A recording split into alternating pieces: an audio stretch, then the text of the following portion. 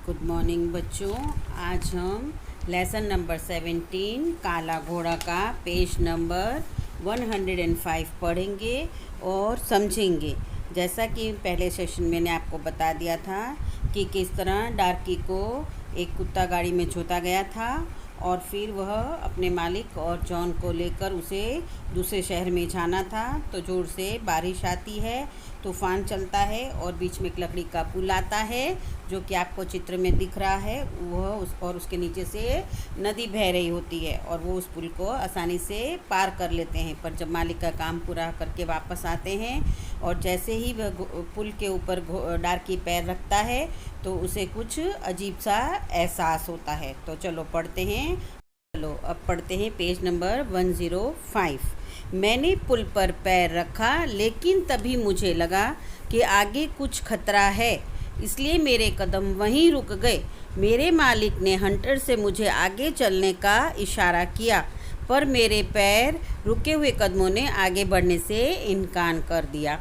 अर्थात अब क्या हुआ बच्चों, जैसे ही मैंने आपको बताया डार्की ने पुल पर पैर रखा, उसे कुछ खतरा लगा। उसे लगा यहाँ पे कुछ गड़बड़ है, इसलिए मेरे कदम यानी कि इस काले घोड़े के कदम वहीं रुक गए और उसके मालिक ने हंटर बजा के उसे इशारा किया कि भाई क्यों तू रुक गया, आगे बढ़। पर मेरे रुके कदमों ने आगे बढ़ने से इनकार कर दिया, अर्थात मना कर दिया। जॉन ने कहा, रुकिए मालिक, ज़रूर कोई बात है। अर्थात जब घोड़ा आगे नहीं बढ़ रहा था तो उनका जो मालिक के साथ आदमी था जॉन नामक, उसने कहा, रुको मालिक, ज़रूर कोई बात है। तभी दूर से टॉर्च की रोशनी हम पर पड़ी और किसी ने चिल्लाकर कहा, रुक जाओ भाई, वहीं रुक जाओ, पुल टूटा हुआ है। सुनते ही मुझे सिरहन हुई। अब जैसे ही जॉन ने कहा कि मालिक रुक जाइए, अगर ये घोड़ा आगे नहीं बढ़ रहा है तो ज़रूर इसमें कोई बात है। इतनी देर में कहीं दूर से किसी ने टॉर्च की रोशनी फेंकी और कहा, चिल्लाकर कही, रुक जाओ भाई, वहीं रुक जाओ। क्योंकि क्या हुआ था पता है बच्चों, पुल टूट गया था, पुल टूटा हुआ था, इसी वजह से वह काला घोड़ा आगे नहीं बढ़ रहा था। बच्चों, जानवरों को तो पहले से ही ऐसी बातों की जानकारी हो जाती है, वह बोल नहीं पाते पर इशारे से बता देते हैं। सुनते ही मुझे सिरहन हुई यानी कि मेरे शरीर में एक कंपी की लहर सी दौड़ गई। किसके शरीर में बच्चों? यह सुनते ही काले घोड़े के अंदर सिरहन सी हो गई। मालिक ने भी मुझे लाख लाख धन्यवाद दिया। बार बार वह जॉन से यही कह रहा था, ओह, कभी कभी जानवर भी आदमी की बुद्धि को मात दे देता है, यानी हरा देता है। किसकी बुद्धि को? आदमी की बुद्धि को। तो मालिक ने भी मेरा लाख लाख धन्यवाद कहा, थैंक्स कहा। किसको? डार्की को। बार बार वह जॉन से यही कह रहा था, ओह, कभी कभी जानवर भी आदमी की बुद्धि को मात दे देते हैं, हरा देते हैं। मैं नदी के दूसरी ओर सड़क से होते हुए धीरे धीरे मालिक को घर ले आया।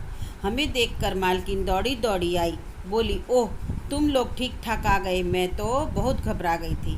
अब काला घोड़ा नदी की दूसरी ओर सड़क से होते हुए धीरे धीरे मालिक को उनके घर ले गया। उनको देखते ही मालकिन दौड़ कर आई और बोली, ओ, तुम लोग ठीक ठाक हो? इतना तेज़ बारिश तूफ़ान थी, मैं तो बहुत घबरा गई थी, मैं तो डर गई थी कहीं तुम लोग इस तूफ़ान में ना फंस जाओ।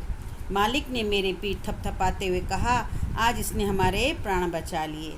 ये सब बातें बच्चों काला घोड़ा कह रहा है, डार्की कह रहा है। मालिक ने उसकी पीठ थपथपाई और कहा कि आज इसने हमारे प्राण बचा लिए, यानी आज हम जीवित हैं तो किसकी वजह से? इस काले घोड़े की वजह से हम जीवित हैं।